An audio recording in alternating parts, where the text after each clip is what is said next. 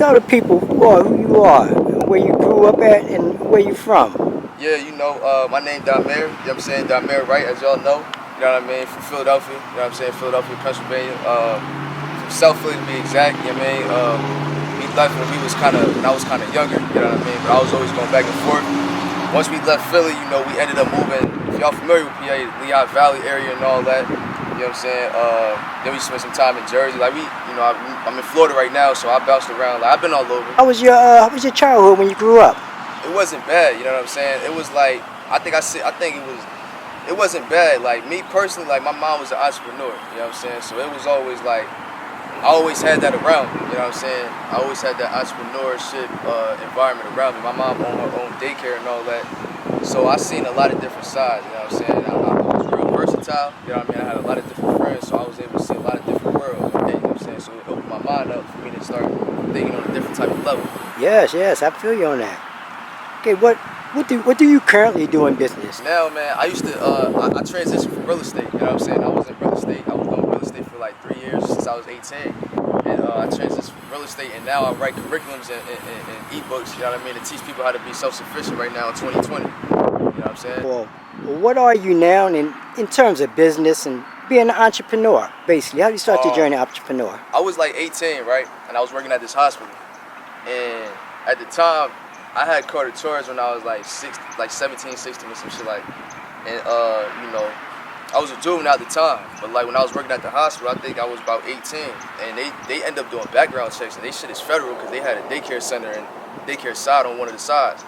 And my background came back because I guess I ain't put on the application. I got fired, and that was my second job I ever had, but to me that was like my first real job I ever had. You know what I'm saying? My first joint was like some fast food joint, so my second joint, that was my second real joint I ever had, and that shit like kind of messed with me, you know what I'm saying? And I just didn't like the feeling of somebody being able to just strip my whole livelihood away from me within like a second, you know what I mean? Because of some shit that I did when I was 16, 17. So I started to think, you know what I mean? What could I do to be self-sufficient and not have to rely on this disenfranchised system, you know what I mean? To provide for myself and my family and shit like that. You know what I'm saying? It's understandable. It's very understandable. I think the biggest thing that I was doing in my early stages, I would like work a job, and then I would like quit my job. I would save out X amount of dollars, and I would quit my job, and then I would like try to live off of that and have my business thrive off of that, whatever I had saved up, $5,000-$6,000. And then like hindsight looking back, I didn't understand that shit was like really holding me back, because at the end of the day, you still got to pay bills coming in. That's not gonna stop. And then you living off of what you got. So basically, you just chipping in the pot way too much. You take it from the pot way too much. And I think that's like the biggest mistake that I don't even want to call it a mistake. It's a learning curve I call for me, but you know what I mean? That's like the biggest thing that I would probably tell somebody if they was to ask me like, yo, what would you do differently? I'll probably tell them, don't quit your job, you know what I'm saying? Just you learn how to leverage it the right way, you know what I mean? I feel you on that. Yeah. Where do you see yourself like in 5 or 10 years? 5 or 10 years? Man, I see myself, real, for to be honest with you, like, keep it being, like, I am where I see myself in 5 to 10 years, you know what I'm saying? Like, however you see me right now, whatever you, like, identify, whatever category you put me in, like, I carry myself like I see myself in the future, you know what I'm saying? That's something I learned from somebody that's in a decent position in life. You want to carry yourself however you see yourself in the future, carry yourself like that. Because I learned, like, when you carry yourself in a certain type of energy, you're going to attract certain people and opportunities around you just because you're moving with a sense of urgency and just you on a different type of frequency. So, I mean, 5 to 10 years from now, just I plan on owning, multiple businesses for sure. You know what I mean? Most likely over 5.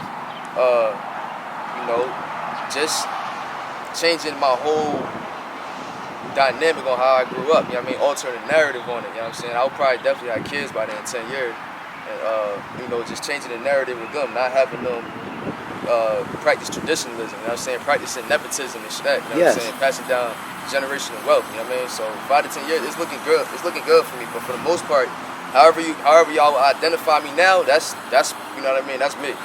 What's your end goal? What would you like to achieve, macro? To summarize it up, generational wealth. You know what I'm saying? That'll sum everything up. Generational wealth. You know what I'm saying? Like I said, you know what I mean? Not to have to rely on a disenfranchised system. You know what I mean? For me to provide provide for myself and my family. Like that's end goal. That's what I do it for. You know what I mean? I'm 21, so you know, of course, I like the cars and all that, but for the most part, like I ain't really tripping off that. You know what I'm saying? Like all that shit gonna come. I'm focused on building a legacy and an empire right now while I'm still young, and I got a lot of room to take a lot of L's, lessons. Yes. You know what I'm saying? Yes. Well, you sound to be on a very intelligent road. Yeah. I'd like to ask you, do you have any book that you read, like right now? Yeah, I'm actually reading a few books, man. That's good you asked that. Right now, I'm reading, I just bought this too, not too long ago. It's called 24 Reasons Why African Americans Suffer by something Dumbs, I forget the author name. I'm reading that. I'm reading How Money Works, basically a book that's describing, you know, the different type of currencies and the history behind it and how you can use it as leverage and things like that. I'm reading that. I'm reading a few Brandon books. I got some more books coming in on the way. I'm sure y'all probably know Contagious by Jonah Berg. I got that coming in the way. So I got my hands in a lot right now in terms of books. That's a great book. That's a great book. Yeah. I just want to switch up a little bit here. Okay. How do you feel about like what's going on right now with police brutality? Brutality? My honest take on it is like this. And I'm somebody like I'm from my culture, you know what I mean? But I look at things from all different type of perspectives. I think with police brutality, you know, this is some shit that's been going on since back in the day. You know what I mean? So this ain't nothing new. One thing that we gotta understand is that the police was never here to serve us in the first place. You know what I mean? As African Americans, you see what I'm saying? Like the police was doing the same shit that they was doing back in the day. It was never to protect us. So we gotta stop that way of thinking like that they here for us and all that extra shit, because they not. Yeah, they got a job to do, but that's not primarily how they get down if you're gonna talk about morals and integrity wise. How I feel about it, to be honest, you know, I didn't been on both sides of the spectrum. Like I didn't dealt with, you know, some police officers roughing me up and all that, and then I also done dealt with like some police officers letting me go. And one of the biggest things I noticed was that the way I was carrying myself. You know what I mean? It was a certain time when I was living a certain type of way, and the way I was moving, it was just real like, you gotta kind of handle me a little bit different. You can't have a conversation with me, you know what I'm saying? And, you know, so I got what I was asking for, because that energy I put out. So on the flip side of that, I also then got pulled over one time, and it just was cordial, you know what I mean? The energy was neutral, you know what I mean? Pulled my license out, all that shit they need, and things was just smooth, you know what I mean? So I think like the biggest thing is the energy. Like whenever you're going through a situation with them, and I know it's hard because the emotions come up, but you just try to neutralize the situation, you know what I'm saying? Keep the energies on a flat line, you know what I mean? Don't be too loud over them, because at the end of the day, I mean, it's bullshit. They got authority over us, you know what I mean? They could really like fuck you up, you know what I mean? Get away with it because they got authority. So if you know that, you got to know how to play them. You're not gonna win that fight with them. You're not gonna win it, you know what I mean? So just you got to be smart and rational with them. You can't act off of impulse and emotion. Great. I mean, very well put. Very understandable. Okay, let me. What's your thoughts on how we can progress, like, say in 2020, moving forward? As a culture? As a culture.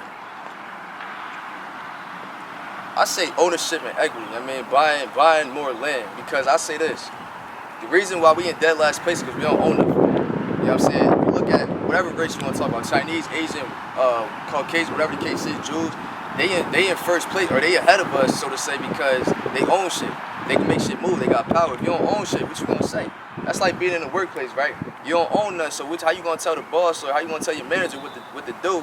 You don't own shit. You just a worker. So at the end of the day, you know, money talk, bullshit walk, right? It's America. You gotta own something. You know what I'm saying? You gotta have some type of equity behind you for you to have some type of voice, or some type of, you know, for your thought even to be considered. You gotta own something. You know what I'm saying? So I would just say buying back the hoods. Like literally, I know everybody say buy back the block. And I'm sure they ain't saying it because it sounds cool and it's a little, you know what I mean, a little brittle, whatever you want to call it, behind it. Like, it's real shit. We need to start buying back the block. You know what I mean? We need to really start buying back the hoods, because, I mean, gentrification, they kicking us out. You know what I'm saying? That's exactly what they doing. They kicking our ass out. You know what I mean? And it's crazy because, like, we be having, like, 3, 4, 5, 6 generations down in the hood, grandmas, great-grandma, all that. And then they just come and kick us out, offer us a little bag or a vouchers fee, whatever you want to call it, and they get us up out of there. But, like, you know, ownership and equity, I mean, to sum it up. That's beautiful. Yes. That's right. Equity is definitely. Yeah, man. Okay, what do you think is needed, like, in urban America to fix these, like, impoverished areas and create some change? Say, you know, I think it would go back to the economics. I'm gonna say this: if I got my man Raheem right here, I got my man John right here, but John got a different type of mentality. He already know like money is a tool of leverage. Raheem don't know that because Raheem Raheem wasn't taught no better. So it's two different mindsets. If I give him $100,000 and I give him $100,000, who you think gonna mess up? Bro, Raheem gonna mess up because of the knowledge. He has lack of knowledge. But bro gonna do right with it because he understand that money's a tool of leverage. You see what I'm saying? So I think self-education, you know what I mean, and buying shit up is a key factor to really creating change. I think that's how you answer the question. You know what I mean? To create change. And did you ever feel like African Americans will make their way to the hierarchy again? do I ever feel like that? I do. I ain't gonna lie to you. Like right now, I see change. You know what I'm saying? Even despite like the COVID and all that going on, I see change right now. You know what I'm saying? Right now, we kind of in like we in the premature stages of it.